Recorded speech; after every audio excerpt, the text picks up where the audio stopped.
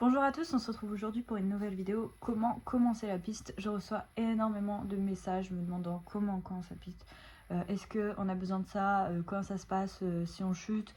Donc je vais répondre à toutes vos questions. Si vous avez d'autres questions, n'hésitez pas à les poser en commentaire. Je ferai une deuxième partie parce que je vais forcément oublier des choses. Pour information, je passe mon diplôme d'éducateur moto en septembre. Donc je vais enfin pouvoir vous donner des coachings en 2025. Donc déjà, on va commencer sur la base, comment ça se passe une journée de roulage. En fait, vous avez soit le circuit qui organise ses propres journées, soit des organisations qui vont organiser des journées, notamment comme Pitlane, CBO, le team SLA. Au fur et à mesure que vous allez rouler, vous allez savoir quel team organise à quel endroit en général. Donc si vous voulez un roulage, ça va être assez simple de trouver. Par contre, quand vous n'avez jamais roulé et que vous ne savez pas où chercher, je vous invite à aller sur Calendrier Piste. C'est un site où toutes les journées de roulage, pratiquement toutes, sont référencées sur le site. Et donc du coup, par exemple, c'est marqué, je sais pas, lundi, je sais pas, 1er juin, bah il y a, ça roule à Manicourt, ça roule à Auvigean, ça roule là. Tu cliques sur la date et ça t'affiche l'organisateur et t'as plus qu'à aller sur le site de l'organisateur pour commander. Il ne faut pas avoir peur de commencer parce que 95% du temps, vous avez des marshals qui sont là pour vous coacher. Donc un marshal, c'est quelqu'un qui va aller avec les groupes de débutants, intermédiaires aussi, s'ils le souhaitent, pour montrer les trages, pour donner des coups de pouce sur de la position ou autre. Il ne faut pas hésiter à leur poser des questions. Ils vont également faire des ateliers pilotage. Alors ça, normalement, ça se fait que avec des personnes diplômées, des éducateurs comme je vais l'être en fin d'année. Mais c'est souvent pas le cas. Il faut faire attention au niveau des assurances. Moi, je sais que je pourrais commencer à être marshal que en janvier, du coup. Donc tout ce qui est photo, marshal, montage de train de pneus, etc., ça va se faire beaucoup avec les teams. Par contre, tout ça, vous ne l'aurez pas avec une journée de roulage organisée par un circuit. Alors il y a quelques circuits qui commencent à le mettre en place, notamment le circuit de Croix-en-Ternois par exemple, où vous avez Rodrigue Desmet qui est du coup un éducateur moto qui va donner des ateliers pilotage et tout entre les sessions pour le circuit. Pour vous inscrire, il vous suffira soit d'avoir un permis moto, soit d'avoir, pour ceux qui n'ont pas du tout de permis, d'avoir du coup un CSM. Le CSM, c'est quelque chose qui coûte 50 €. La Fédération française est un ensemble de ligues dans toute la France, notamment, je sais pas, je veux dire la Ligue Nouvelle-Aquitaine. Et bien, si vous faites partie de la Nouvelle-Aquitaine, vous allez chercher un CSM à cet endroit-là. Ça coûte environ 50 €. Vous vous ramenez avec une moto, vous montrez que vous savez passer les vitesses, n'importe quelle moto, hein, ça peut être une dirt. Et vous passez un examen où on vous demande à quoi ça correspond un drapeau rouge, un drapeau jaune. Et avant ça, on vous envoie le dossier des différents drapeaux et tout pour que vous les connaissiez, pour pas vous louper à l'examen. J'ai jamais vu personne se louper à l'examen du CSM. Ça, c'est uniquement pour ceux qui n'ont pas le permis moto. Pour ceux qui l'ont, vous n'avez pas besoin du CSM. Il va vous servir uniquement si vous prenez une licence à l'année. Pourquoi nous on a une licence à l'année? Parce que déjà pour participer à des compétitions c'est obligatoire, mais pour ceux qui prennent que l'entraînement, pourquoi ils ont une licence à l'année?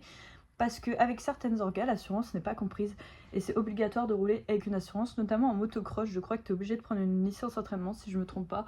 Alors que en piste, tu n'es pas obligé de prendre une licence. Donc tu peux juste venir avec ta moto de route et rouler en fait. Il n'y a pas de question de licence.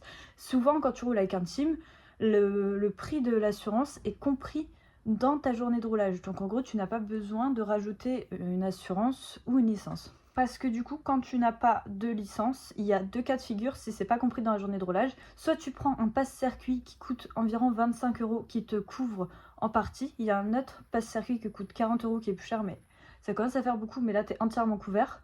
Soit tu vas prendre du coup un truc qui s'appelle Assure ton sport.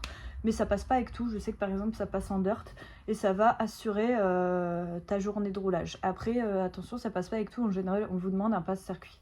Mais franchement, allez, 90% du temps, l'assurance est comprise dans le prix du roulage. Moi, je sais que j'ai organisé une journée de roulage et l'assurance était comprise. C'est moi qui ai payé l'assurance. Et après, bah, mes pilotes avaient juste à payer leur journée de roulage. Parlons assurance, comment du coup ça se passe si on chute, si on blesse quelqu'un, si on fait chuter quelqu'un. Bah, à part les frais médicaux engendrés sans alcool, sans drogue, je parle de frais médicaux engendrés légalement, ça va être pris en compte. Ça va être pris en compte pour la personne en face, ça va être pris en compte pour vous si les assurances sont bonnes. Par contre, la moto et la moto de l'autre personne, ça sera toujours à vos frais. Toujours, toujours, toujours. Souvent, c'est très très rare qu'un pilote propose de rembourser la moto qu'il a fait chuter. Mais en général, tu chutes, c'est pour ta pomme. Même si on t'a fait chuter, c'est pour ta pomme. C'est la loi du circuit, c'est pas vraiment juste. Mais les assurances route qui t'indemnisent sur la piste et tout, j'en ai entendu parler plein de fois. J'ai jamais vu quelqu'un le faire. Genre vraiment, il y a plein de rumeurs de mais si, il y a des assurances pistes et tout. Crois-moi qu'en FSBK, on est plus de 130 pilotes. On a des motos qui coûtent des fortunes. S'il y avait des assurances pour la piste, on les aurait et c'est pas du tout le cas. Une fois que vous allez être inscrit, vous allez recevoir du coup en général un mail qui va vous dire à quelle heure vous devez arriver, à quelle heure c'est le briefing, parce qu'il y a un briefing qui vous explique toute la journée, hein, on vous lâche pas comme ça dans le grand bain. Et après c'est décortiqué en général en 4 groupes de 20 minutes, 15 minutes, ça dépend des teams, ça dépend les heures de roulage auxquelles ils ont le droit. Et vous allez avoir environ, ça va être on va dire 6 sessions de 20 minutes ou 7 sessions de 15 minutes. En général c'est fait comme ça et en général il y a 4 groupes. Donc vous roulez. Si vous roulez 15 minutes, vous avez 45 minutes entre deux, vous roulez 15 minutes, etc. etc. Alors, au niveau de l'équipement, il faut savoir qu'il y a des teams qui prêtent l'équipement. Si vous voulez juste tester la piste, vous n'êtes pas sûr d'aimer, vous pouvez louer des équipements et des motos à la journée. C'est très cher. L'équipement, il me semble que c'est pas très cher, ça doit être genre 10 € la dorsale ou des trucs dans le genre. Attention, il n'y a pas tous les teams qui le font et il n'y a pas forcément du stock pour tout le monde. Donc il faut toujours contacter le team avant pour demander. Et vous pouvez aussi louer des motos, mais les motos en général c'est extrêmement cher parce que forcément ça engendre de gros frais, hein. Il y a les pneumatiques, il y a l'usure des plaquettes, il y a en cas de chute vous devez payer la chute forcément, hein, comme si c'était la vôtre, donc ça peut vite être cher. Pour moi, à occasion de moto, et bien soit si vous voulez tester une moto en particulier, soit si vous voulez faire une première journée pour voir si ça vous plaît. Ou si vous avez beaucoup d'argent et que vous savez pas quoi faire de cet argent. La légende du double D, on l'enlève direct. C'est totalement faux. On n'est pas obligé d'avoir un double D pour rouler sur circuit. La boucle micrométrique ou la boucle Ruroc sont également autorisées. Ça a passé les homologations, c'est que ça passe également sur piste. Je vois pas pourquoi ça passerait sur route et pas sur piste. Ça, c'est une légende qui est totalement fausse. Au niveau des dorsales, si vous avez envie d'investir dans une dorsale qui coûte pas trop cher, je vous conseille d'aller dans le rayon cheval à Decathlon. Il y a une dorsale qui coûte 30 €. Attention, elle ne passera pas en compétition, mais elle passe en entraînement. C'est la même qu'on utilise pour le poney. Attention à vos dorsales quand même, parce que mon petit frère avait une dorsale basique et il s'est cassé le dos. Bon, il se serait peut-être cassé le dos avec une autre dorsale ou avec un airbag, mais il s'est cassé le dos il y a 3 semaines, du coup sur piste, sa première journée, au bout de 4 tours, il est tombé, il s'est cassé le dos. Et pour ceux qui font de la route, je vous conseille fortement la dorsale. Parce que moi, je connais bien les PMR qui sont les pilotes handicapés.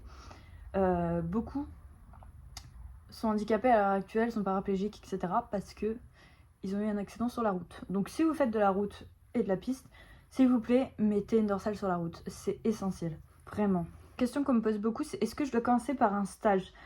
Un stage, c'est très cher. Pour moi, il vaut mieux commencer avec les marshals sur ta session et commencer à faire un stage, je sais pas, peut-être au bout de 3-4 roulages, parce que là, en fait, ça sert à rien. Tu vas faire un stage, c'est mon avis, hein, les autres pilotes sont pas forcément d'accord avec moi, mais tu vas faire un stage alors que tu connais pas ta moto, tu sais pas comment on passe bien les vitesses et les virages sur le circuit. Alors on va me dire bah oui c'est le but d'un stage, oui mais en fait il y a tellement d'informations à encaisser que pour moi il faut d'abord que tu fasses quelques tours tout seul pour ensuite prendre un stage, d'abord que toi tu sois en harmonie un petit peu avec ta moto. Tu vas pas arriver direct prendre un stage, après c'est mon opinion, mais pour moi tu prends pas direct un stage. Après le stage pour moi c'est bien d'y passer très tôt aussi, parce que au bout de peut-être ouais comme je disais dans les 10 premiers roulages en prendre au moins un si tu peux, hein, si t'as le budget bien sûr. Parce que ça t'évite, moi personnellement j'en ai pas pris, j'ai pris mon premier coaching il y a 6 mois avec Mathieu Ginès sur 2 sessions. Et en fait, il s'est avéré qu'on m'a trouvé plein de problèmes. Et en fait, c'est des mauvaises habitudes que j'ai pris en 3-4 ans. Donc en fait, les mauvaises habitudes, quand ça fait 3-4 ans que tu les as, pour après les perdre, c'est compliqué. Donc vaut mieux faire un petit stage au début pour corriger ce qui va pas. Et après, continuer ton petit bout de chemin. Mais pour moi, il ne faut pas le faire direct. Mais il faut y passer assez vite. Vous avez soit les stages qui durent toute la journée, qui vont vous coûter selon le pilote, selon où il habite, la route qu'il doit faire, etc. En général, c'est vers les 400-500 €. Après, vous avez les stages, par exemple, avec... je crois que c'est Box 23 qui fait ça, je sais plus. Je crois que c'est Box 23 où genre il y a entre 5 et 10 pilotes. Et le coach s'occupe de tous les pilotes. Moi, je suis pas trop fan parce que perso, je préfère qu'on s'occupe que de moi pour qu'on puisse bien voir tout ce qui me manque. Après, ça peut très bien correspondre à d'autres personnes.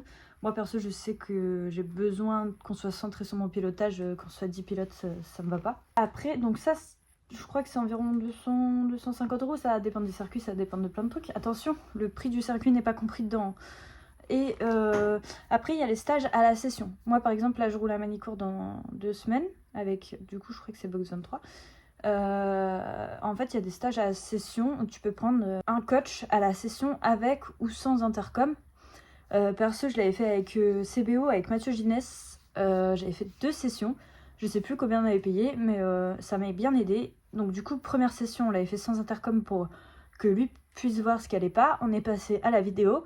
Et après, on est repassé deuxième session, cette fois-ci avec intercom. Et là, il me corrigeait directement sur la moto. Je crois qu'avec Box 23, c'est 150 € la session de 15-20 minutes, voire 170 si tu veux un intercom. Il y en a beaucoup qui me disent « Ouais, je vais commencer la piste, j'ai peur du regard des autres, machin. » Alors, je vous assure qu'à catégorie débutant, à part vos proches, à part les proches des gens dans la catégorie, personne va regarder.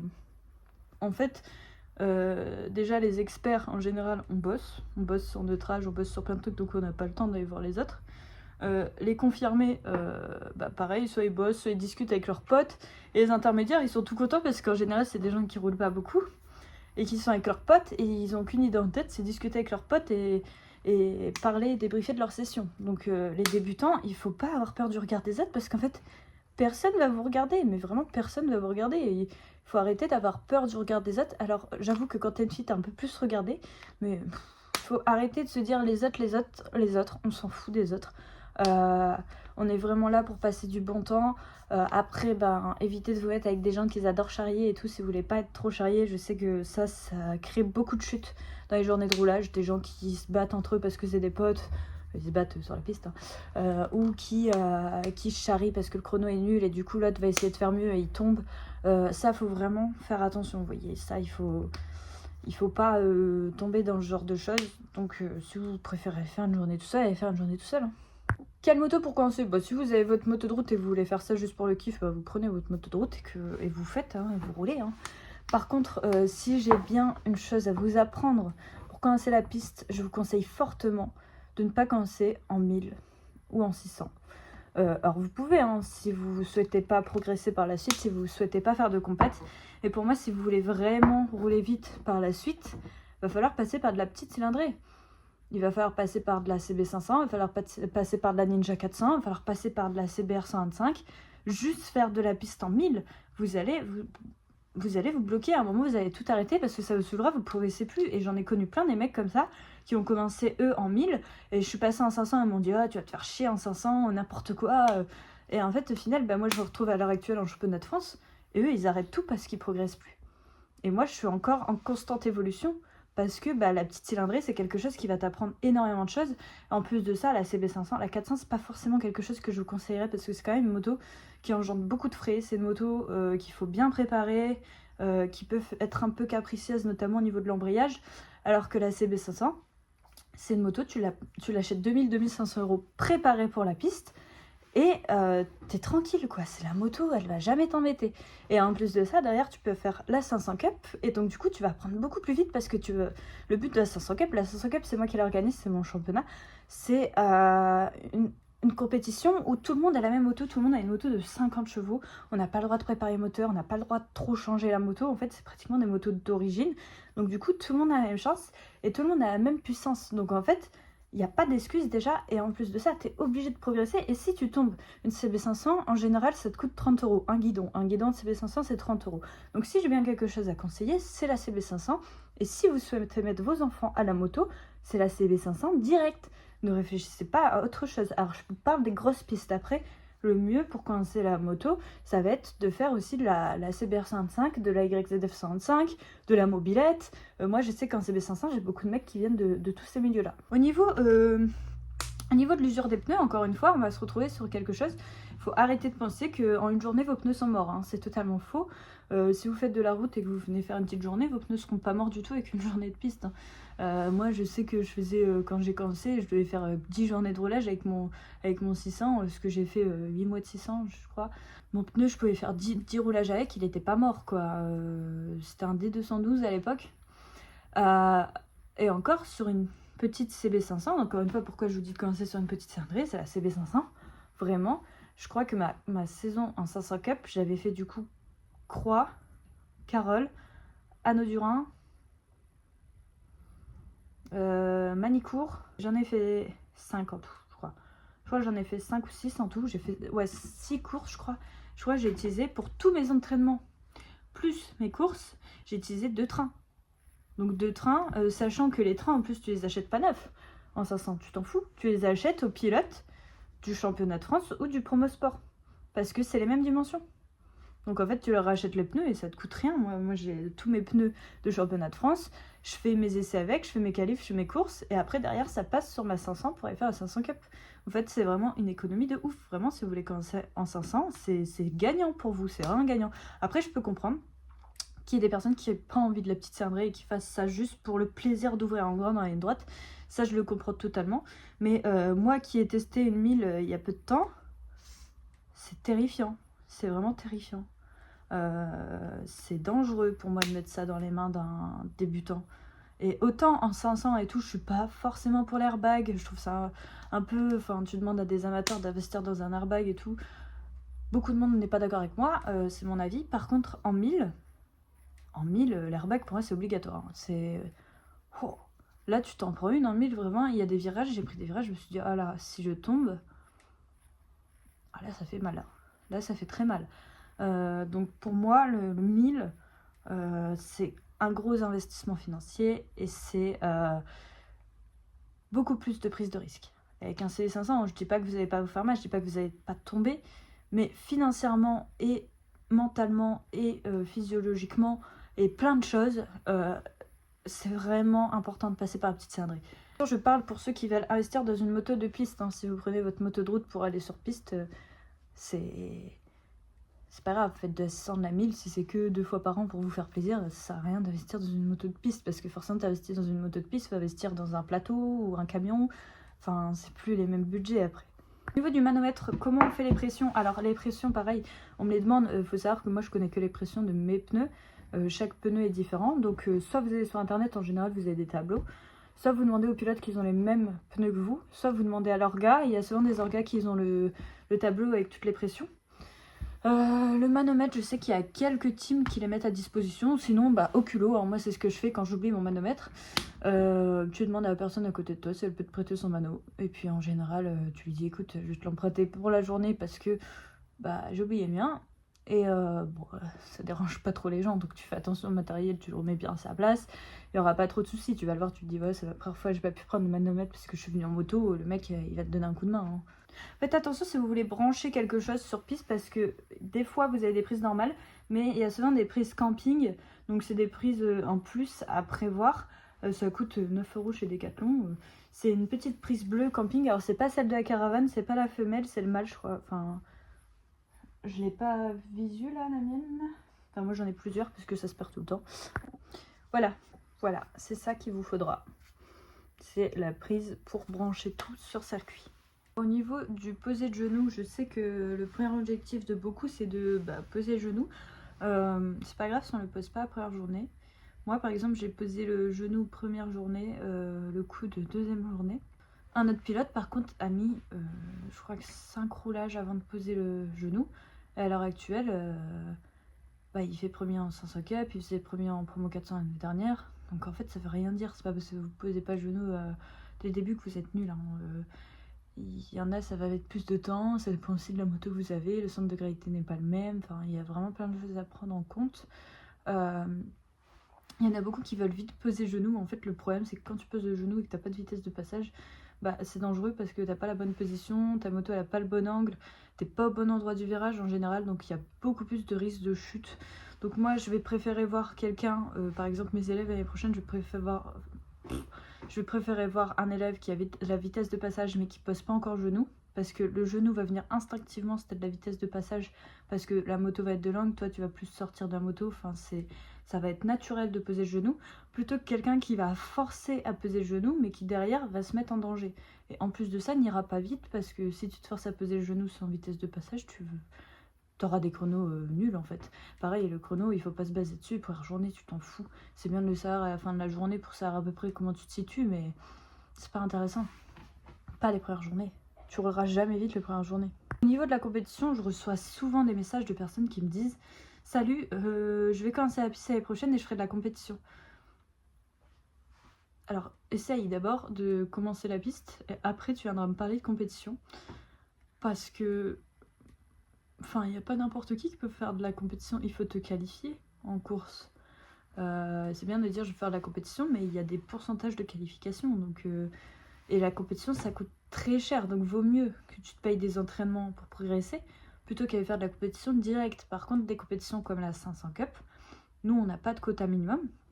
Et là, tu vas être avec des pilotes qui vont tous te tirer vers le haut, qui vont te faire gagner du temps. Et là, ça devient intéressant de faire de la compétition.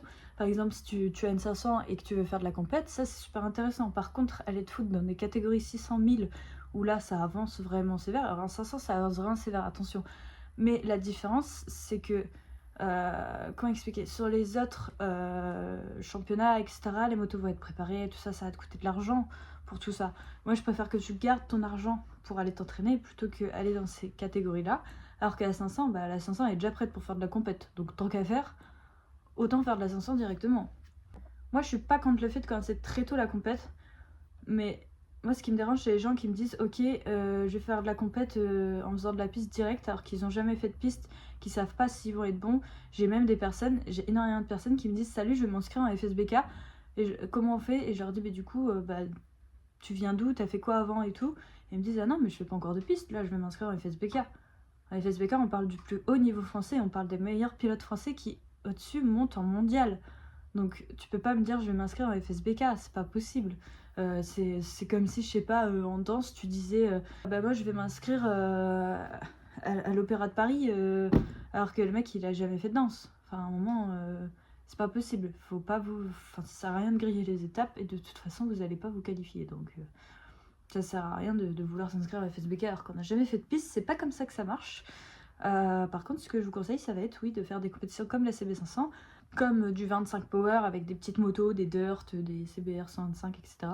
Mais de dire, je vais faire de la compète, je vais faire du championnat de France direct, vous allez vite redescendre dans l'étage quand vous allez arriver sur piste et vous allez voir que tout le monde, absolument tout le monde vous double. Pareil, les trucs de mettre sur TikTok et tout, je le vois souvent, des mecs qui disent, ouais, moi j'ai doublé plein de mecs et tout.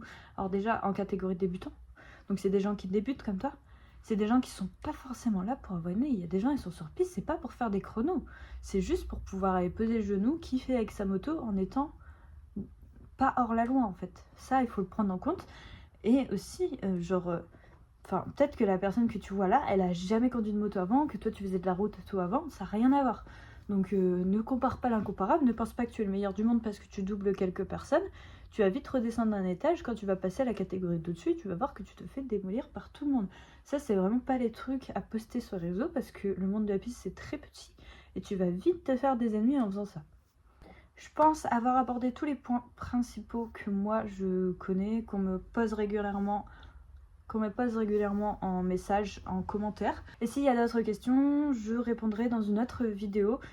S'il y a des questions sur la compétition, sur comment préparer une CB500, sur l'équipement, enfin pas mal de choses, je vous laisse aller voir sur ma chaîne YouTube sur laquelle vous êtes actuellement. N'hésitez pas à vous abonner, à mettre un j'aime d'ailleurs, parce que j'ai déjà fait pas mal de vidéos sur le sujet. Là, je voulais vraiment approfondir le sujet comment c'est la piste. J'avais déjà fait une vidéo les erreurs à ne pas faire quand on débute. Je vous invite à aller la voir parce qu'elle est vraiment en corrélation avec la vidéo que je suis en train de tourner actuellement. N'hésitez pas à poser des questions en commentaire et je vous dis à la prochaine. Si vous avez des idées de vidéos, n'hésitez pas également. Et on se dit à ce week-end au vlog de Nogaro pour ma course en championnat de France. Ça sera du coup le 3e week-end de course sur les 7 et je vous sortirai le vlog la semaine prochaine. Ciao!